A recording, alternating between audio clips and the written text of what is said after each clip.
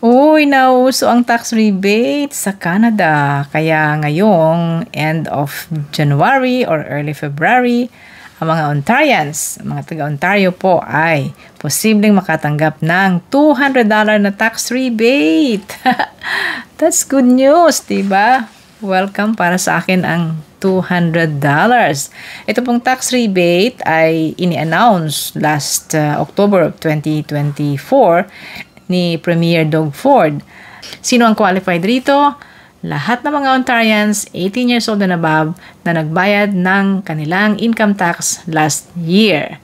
And you don't need to apply for this. Marireceive po natin sa ating mga address ang ating mga cheque.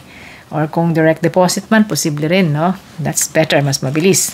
At dahil tax rebate ito, ibig sabihin lang po ay kasi nagbayad naman tayo ng ating mga tax sa nakalipas na maraming taon. Kung gaano na kayo katagal sa Ontario, yun din ang dami ng inyong ibinayad na tax or income tax sa gobyerno ng probinsya.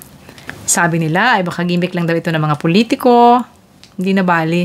Hindi naman po tayo required na iboto kung sino man, basta't bahala tayo sa ating pagboto. At ang federal government may pangako din naman na $250 na tax rebate din. Maybe this coming spring. Yun ang magandang balita. Si Ate Menchie po ito. Follow me for more information about Canada. Thank you!